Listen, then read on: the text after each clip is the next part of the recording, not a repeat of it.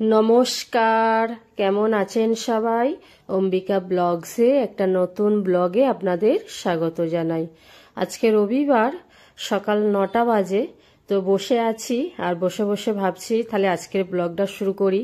মনটাও খারাপ, কেননা আগের শনিবারে আমার বাড়িতে গিয়েছিলাম, গ্রামের বাড়িতে। তো শনিবার রবিবার কাটিয়ে আসছিলাম, আর আজকে যেতে পারছি না। আজকে রবিবার, শরীরটা খারাপের জন্যই যেতে পারিনি, বৃষ্টিও হচ্ছে। তো ভাবলাম বসে বসে ডাইনিং হলে কিছু পিকচার রাখা আছে আমাদের। তো ওখানে কিছু ভিডিও, যখন ব্লগ শেয়ার করেছিলাম, তো ওই ভিডিওটা শেয়ার করা হয়নি ওই ব্লগে। তো ভাবলাম তাহলে ওই ভিডিওটা শেয়ার করি, আর কোথায় কোথায় ফটোগুলো ঘুরেছি, আর ফৌজি সাহেবের সাথে কিছু মুহূর্ত কাটানো পিকচার আছে তো বলি। আর অনেক অ্যালবাম আছে, তো সেগুলো পরে শেয়ার করব। একে একে অনেক স্টেটে, ইন্ডিয়ার অনেক জায়গায় ঘুরেছি, থেকেছি। চলুন তাহলে আপনাদের সাথে পরিচয় করিয়ে দিই। এটা একটা নাসিকে থাকতাম। আমার ছেলে হওয়ার সময় আমার মা আর আমার বোন গেছিল। বোনটার এখন বিয়েও হয়ে গেছে, আবার দুটো বাচ্চা, এই ব্যাপার। আর এটা এটা কাশ্মীরের হাজব্যান্ড ওয়াইফ, যেটা পাহাড়ের সিঁড়িতে নামছি, আর তারপরে স্বর্ণ মন্দির, পাঞ্জাবের যে স্বর্ণ মন্দির, ওখানে। এটা হাজব্যান্ড যখন কাশ্মীরে ছিল, বরফ পড়েছিল, সেই মুহূর্ত। আর ছেলে একটু বড় হয়েছে, এটা নাসিকেরই।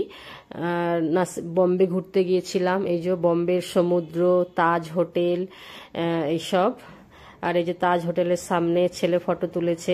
যখন অ্যাটাক হয়েছিল, ছেলে হয়েছিল, আবার ছেলে যখন হাঁটতে শিখেছে তখন গিয়েছিলাম। ওইগুলো পাঞ্জাবে ফটো তুলেছি ছেলে মেয়ের বাড়ির ভেতরেই। আর এইটা কাশ্মীরে যখন আমি ছিলাম হাজব্যান্ডের সাথেই। আর এটা কাশ্মীরে ঘুরতে গেছি, যে ডাল ঝিল বলে, গুলমার্গ, ডাল লেক, তো সেই সব জায়গা। আর এটা হাজব্যান্ডের কাশ্মীরের, এই যে গুলমার্গ গিয়েছিলাম, পুরো পাকিস্তানের বর্ডার পর্যন্ত রোপওয়ে করে গিয়েছিলাম। তো এখানে সমস্ত ছবি নেই, পিকচার নেই, আমার অ্যালবাম রাখা আছে, তো আপনাদের সাথে পরে একটা একটা করে শেয়ার করব। আর এইখানে এই যে হাজব্যান্ড লে গেছিল, লে পোস্টিং ছিল, তো লেতে তো আমি থাকিনি, আর হাজব্যান্ড লে গেছিল। তো এই কটাই, অনেকই আছে, আরও ওই সাইডে আছে। তো ছোট একটা ক্লিপ ছিল, আপনাদের সাথে শেয়ার করলাম। তো ব্লগটা ফাইনালি শুরুই করলাম। আর এখন আমি ডিপ ক্লিন করব, পুরো বাড়িটা ডিপ ক্লিন করব। কদিন শরীর অসুস্থ ছিল, কিছুই কাজকর্ম করতে পারিনি, শুধু টুকটুক করে রান্না করেছি, খেয়েছি, ওষুধ খেয়েছি। কাল ছেলে ঘর ঝাঁটপোছ করেছে, ঝাঁটটা দিয়েছে ছেলে মেয়ে দুজনে। আজকে আমি আর থাকতে পারলাম না, পুরো বাড়িটাকে একদম ডিপ ক্লিন করবো, নাহলে থাকা যাবে না এই বর্ষাতে। আগে প্রথমে এই চারিদিক পুরো ঝাঁটিয়ে বার করলাম। ঝাঁট দেওয়াটাই মেন, মানে ওটাই অনেক সময় লাগে, গুছোতে সময় লাগে, আর পোছা তো শুধু টেনে দেয়া, এই ব্যাপার। এই যে রান্নাঘরটাকেও পুরো ক্লিন করলাম, ফাঁকা করলাম। রান্নাঘরের অবস্থা খুবই খারাপ ছিল। আর পুরো চারিদিকটা, পুরো ডাইনিং হল থেকে, ঘর থেকে সমস্ত দেখালাম, পুরো একদম ক্লিন করলাম। এরপরে শুধু পোছাটা লাগানো বাকি আছে। তো এত আবর্জনা বেরিয়েছে। এই মাছগুলোর সাথে আর খেলার এখন সময় নেই, বলছি এখন আর সময় নেই, টাটা বাই বাই। সেখানে আমার একটা ছোট্ট সোনা পাপা ঘোরাঘুরি করছে, আপনাদের দেখাই। ছোট সোনা পাপাটার সাথেও দুদিন খেলা হচ্ছে না, শরীরটা খারাপ, মনটাও খারাপ, ওরও খারাপ, আমারও খারাপ, আমাকে দেখতে পায় না, ওই যে একা একাই খেলা করছে।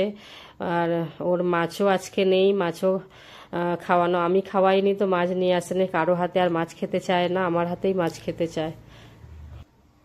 দেখি দরজায় বেল আসলো, মনে হচ্ছে মেয়ে চলে আসলো। হাজব্যান্ড আনতে গেছিল মেয়েকে, আর কাজই সেরে উঠতে পারছি না, আবার সবাই ঘরের মধ্যে একদম ভর্তি হয়ে গেল। ভাবলাম ওরা গেছে, এই ফাঁকে তাড়াতাড়ি করে সমস্ত পোছা টোছা হয়ে যাবে। ও বাবা, তার আগেই সব চলে আসলো। মেয়ে হাসি হাসি ভাবে ঢুকছে, ওকে জিজ্ঞাসা করছি কেমন গান করলি, এক্সামের গান হবে, এক্সাম হবে, তো সেই সবই শেখাচ্ছে, সেটাই বলছে।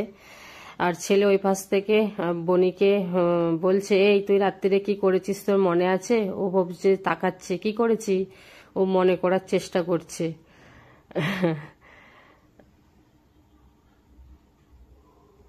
ও মনে করার চেষ্টা করছে, অনেক চিন্তা ভাবনা করে আচ্ছা। হ্যাঁ, ওর বলছে আর কি। তো কালকে রাত্রিরে নাকি উঠে আর বসেছিল জানলার দিকে, 2:30টার সময় ছেলে পড়াশোনা করছিল আর ও সোফা কাম বেড আনতে আসছিল, আর মেয়েকে জড়িয়ে আমি শুয়েছিলাম, পাশে হাজব্যান্ড ছিল। আর ও এসে দেখে না বনি জানলার দিকে তাকিয়ে বসে আছে, আর ও ভয় পেয়ে গেছে, বাবা বনি কেন এরকম করে বসে আছে। তো সেটাই বলা কওয়া করছে। তা ও ও স্কুল যেতে ভালোবাসে আমার মেয়ে, তো আগের দিন শনিবারে পাঠানো হয়নি, তো সেটাই ও ভেবে বসে আছে যে মম্মাম তাহলে উঠবে না, পাঠাবে না, তাহলে আমি জেগে বসে থাকি, রবিবার বলে আর অত খেয়াল নেই এই আর কি। তো সেটাই ছেলে বলছে যে মম্মাম পাঠাবে না, তুই উঠে বসে আছিস। তো তখন বলছে না না, আর আমি এমনি বাথরুম যাব, উঠে বসে আছি।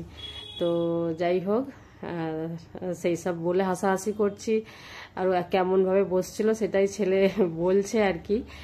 তো ওদের ভয়েসগুলো দিতে পারতাম, পাশে গান চলছে, তো সেই কারণে ভয়েসটা আবার মিউট করে বলছি আর কি।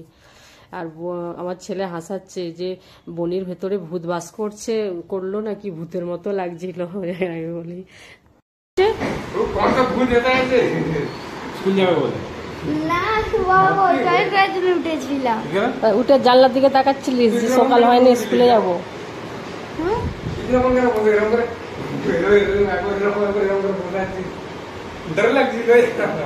টাইম দেখছিলাম। না না, ওই তো টাইম দেখছিল, দুটো ঘড়ি। আমি সকালবেলা যখন পরিষ্কার করতে গেলাম, বলে কি কাল দেখছিলি বিছানা পরিষ্কার করতে গেলাম, একটা স্মার্ট ওয়াচ আর একটা দুটো হনুমানজিটা পেয়ে গেছিলাম, ওই তো খাটের তলে পড়েছিল। ওই জন্যই ওই কি বলে বজরঙ্গ বলিটা পড়ে গেছে, আর ওরও চিন্তা ভাবনা শুরু হয়ে গেছে। আর ওই জানালার দিকে তাকিয়েছিল, দেখছে যে সকাল হয় না, স্কুলে যাবে। জয় বজরং বলি। চলো, কি খাবে আজকে? কি কি ডিমান্ড খাবারের? बिरयानी या फिर चिकन का आइटम बनाओ। বিরিয়ানি বিরিয়ানি। बिरयानी में মাংস आइटम এনেছি 1 কিলো মাংস, একটা 500 টাকা দিই। তাই 1.5 কিলো মাংস, 1 কিলো বানাবো, 500 রেখে দেবো। 500 কি হবে? কাবাব মানে এক্ষুনি না, বিরিয়ানির সাথে না পরে? পরে बिके वाला रखता वाला রাত্রবেলা। दाल का বজরং বলি, কোথায় যাচ্ছিস? धने पाता पुदीना पाता आनते। পাপা ভুলে গেছে? হ্যাঁ পাপা ওই রকমই, অর্ধেক জিনিস ভুলে যায়, একটু ভুলু আছে। বজরং বলিটা গলায় পড়ে অনেক হাসি ঠাট্টা হলো। তো মাংসটা ঢেলে ফেলি, আর এই যে পাতিলাটা ধুয়ে ফেললাম, এতে বিরিয়ানি বানাবো। আবদার হয়ে গেল বিরিয়ানি খাওয়ার। মাংসও এসে গেছে, সকাল থেকেই বলছে বিরিয়ানি খাবে, মন খারাপ, দেশের বাড়ি যেতে পারে না বলে। আর এইখানে এই যে ডাল, ওইটা বিউলির ডাল, উড়দ ডাল বলে। সাউথে ছিলাম ব্যাঙ্গালোরে 10 বছর, খুব ইডলি ধোসা বানাতাম আর খেতাম। তো আজকে ভেজাবো, কালকে ওদের স্কুলে দেওয়ার জন্য। আজকে রাত্রিরে পিষে রাখবো। মাংসটা ঢেলে ফেলি, আর দিয়ে ঘরটাকে সুন্দর করে মুছে নিই, মুছে রান্না বসিয়ে দেবো, দেরি হয়ে যাচ্ছে। আর এই সেই মেশিন ভালো আছে, আজকে প্রায় এখানে চলে এলাম 1 বছর, 11 বছর হয়ে গেল মেশিনটা। আর প্রত্যেকটা জিনিসই আমার অনেক দিনের করে। একটা মিক্সি যখন নাসিকে কিনেছিলাম, তো সেই মিক্সিটা এখন আমার দেশের বাড়িতে রাখা আছে, এখানে এটা আবার নতুন নেওয়া হয়েছে। সেটা আমার ছেলের বয়স যতদিন, তার থেকে বেশি, 16-17 বছরের মিক্সি।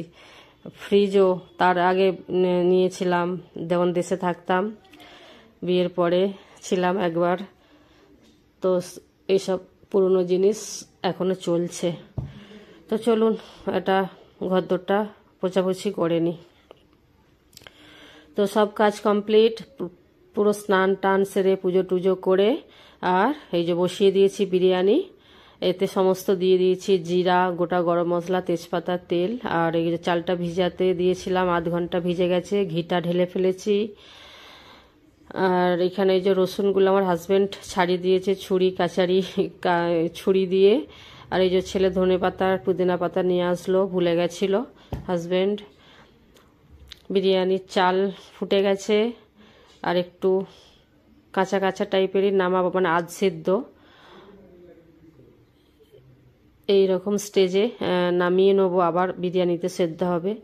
আর এইখানেই মাংসর জন্য মশলাটা পিষে নেবো। ওই হামালদস্তিতে মিক্সির জারটা খারাপ হয়ে পড়ে আছে, তো একটু কষ্ট করে এগুলো সব থেঁতো করব। আর মাংসর জন্য আর একটু কাবাব বানাবো, তার জন্য একটুখানি পিসবো। আর এখানে মাংস বসিয়েও দিয়েছি, মাংস প্রায় হয়েই এসেছে। এবার দইটা দেবো। এইরকম বিরিয়ানি বাড়িতে বানিয়ে খেতে খুব ভালো লাগে। আমি বেশিরভাগ বিরিয়ানি বাড়িতেই বানাই। যখন একদম পারি না তখন দোকান থেকে নিয়ে এসে খাওয়া হয়, তো ছেলে মেয়েরা হাজব্যান্ড সবাই বোরিং ফিল করে আর শরীরও অসুস্থ হয়। আর বাইরের বিরিয়ানি আমাদের খেতেও ভালো লাগে না। আর বাড়িতে যেরকম করেই বানাই না কেন, তো সেটাই শরীরের জন্য, হেলথের জন্য খুবই ভালো। তো বিরিয়ানি এই যে মাংসর ওপরে রাইস দিয়ে যা দেওয়ার সমস্ত দিয়ে দিয়েছি, গোলাপ জল, কেওড়া ওয়াটার, ঘি আর বিরিয়ানির মশলা। তো যখন সেকেন্দ্রাবাদে থাকতাম তখন হায়দ্রাবাদি বিরিয়ানি তবু একটু ভালো লাগতো। সেকেন্দ্রাবাদে অনেকবার যাওয়া আসা করে, অনেকবার ছিলাম, তো ওইখানে বিরিয়ানিটাই ভালো লাগতো। কিন্তু ব্যাঙ্গালোরে অত ভালো পাওয়া যেত না, তবুও খেতাম। একটা দোকান ভালো ছিল। আর এখন তো শুনছি অনেক দোকান আবার হচ্ছে। বিরিয়ানিটা দেখা, এই আমার বিরিয়ানি রেডি।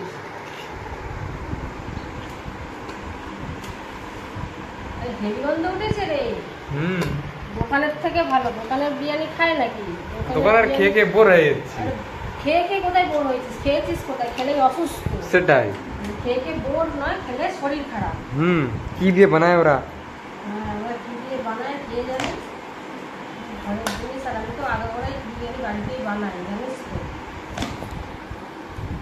সেদিনটা পাপাকে বলেছিলিস যে দোকান থেকে নিতে হবে না, তুমি গিয়ে রান্না করবে। চলো আমরা বিরিয়ানি খেয়ে ফেলি, অনেকটা দেরি হয়েছে। বিরিয়ানির লুকটা দেখা।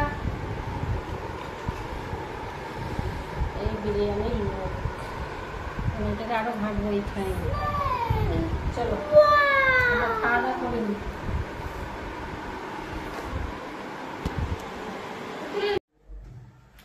এক্ষুনি খাওয়া দাওয়া করে উঠলাম, বিরিয়ানি সবাই মস্তি করে খেলাম।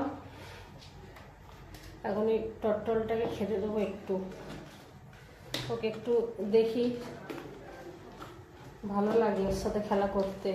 যখনই সময় পাই খেলা করি, লাফালাফি করছে। ওকে আজকে মাছ দেওয়া হয়নি, কালকে দেওয়া হয়েছিল বলে। আর আজকে ওর মাছও নেই আর ওদের আর মনে নেই। কালকে মনে করে মাছ নিয়ে আসতে হবে, ওকে খাওয়াতে হবে।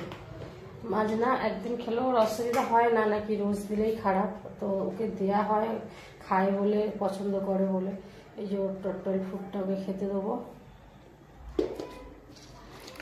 এই লাফালাফি করছে, লাফালাফি। ও বাবরে, ও বাবরে, খাও খাও খাও খাও খাও খাও খাও খাও খাও খাও খাও খাও খাও খাও খাও।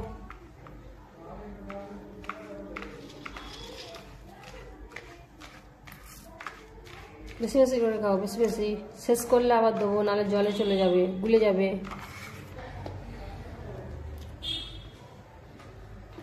ও খেতে থাক। আর আজকে মন খারাপ প্রথমটা হচ্ছিল, বা দেশের বাড়ি বলতে গ্রামের বাড়ি, আমাদের নিজেদের বাড়ি। আগের শনিবারে গিয়েছিলাম, তো সেই মনটা খারাপ করছে। এই সপ্তাহ যেতে পারিনি আমার শরীরটা খারাপের জন্য, নাহলে যেতাম। বাচ্চাগুলোকে না নিয়ে গেলেও একাই যেতাম, গাছপালাগুলো দেখে আসতাম, একটু কেটে নিয়ে আসতাম। আর গাছপালাগুলো কেমন কি আছে বর্ষাতে, তো ওই জন্য আপনাদের সাথে একটু ফটো শেয়ার করলাম। আর আমাদেরকেও দেখে ভালো লাগলো। আর ঘরটার জন্য খুব মন টানে, কিছু করার নেই, যেতে পারি না।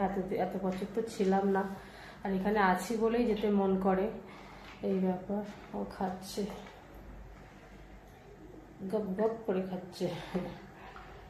তো আজকের দিনটা বিরিয়ানিটা খাওয়ার পরে সবার মনটা একটু শান্ত হলো, তো ভালো লাগলো। আর এই চুলটা শরীর খারাপ নিয়ে চুলটা শ্যাম্পু করলাম। কদিন ঠিকঠাক চান করা হয়নি, সাবান মাখা হয়নি, তো একটু চুলটা ভিজে আছে, যার জন্য খুলে দিয়েছি। তো সবাই ভালো থাকুন, সুস্থ থাকুন, নিজেদের খেয়াল রাখুন এই বর্ষাতে, ওই ওয়েদারে, বৃষ্টিতে। আর পুরো শরীরকে উইক করে দিচ্ছে, একদম মাথা তোলা যাচ্ছে না, আর একদম শরীরে জোর নেই, আর এতে খেতে মন চাইছে বেশি। খাওয়া দাওয়া করলে শরীরটা ফিট লাগছে, আর না যদি খাওয়া ছেড়ে দেওয়া হয় তো একদমই আর বিছানা থেকে ওঠা যাবে না। তো সবাই ভালো থাকুন, সুস্থ থাকুন, আবার নতুন ব্লগে আপনাদের সাথে দেখা হবে।